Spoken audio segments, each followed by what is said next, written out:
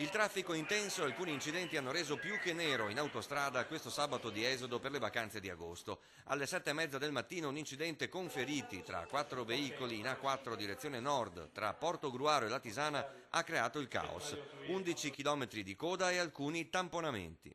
E la coda è indietreggiata e soprattutto anche la zona poi dopo fra San Donà e l'innesto col passante e quindi è stato necessario, come si fa in questi casi, bypassare per la 27 e la 28. Le società autostradali CAV e Autovie Venete hanno quindi deciso alle 10:40 la chiusura del passante di Mestre da dopo Preganziol e della tangenziale dalla Bazzera. Il traffico verso il mare è stato dirottato in A27 e A28. Riaperto il passante circa un'ora dopo, la tangenziale invece è rimasta ancora chiusa, con inevitabili code e rallentamenti.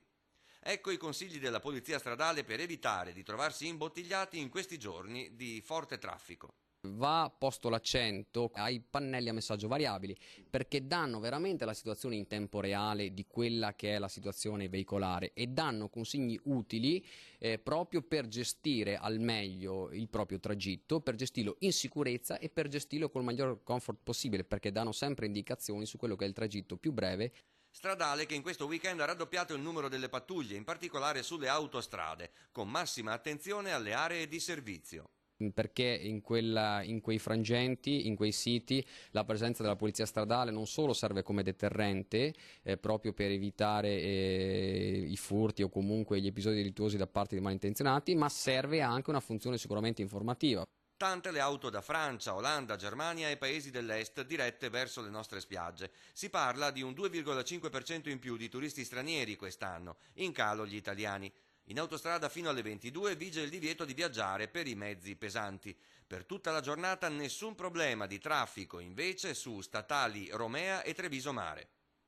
In direzione delle montagne rallentamenti con code fino al pomeriggio sulla A22 del Brennero da Verona a Trento. A27 invece pressoché sgombra nel tratto finale verso le Dolomiti. Il cortile d'Ampezzo è un mortuorio, molto più movimentato d'Obbiaco e Brunico. Tanta gente andava via, oppure ha rifiutato, non è partita. Prossimo fine settimana da Bollino Nero sarà quello di Ferragosto, che infatti cadrà di venerdì, e ultimo di agosto per i rientri e non solo. Potrebbero esserci anche delle partenze per le ferie in bassa stagione, visto che l'anno scolastico in Veneto inizierà lunedì 15 settembre.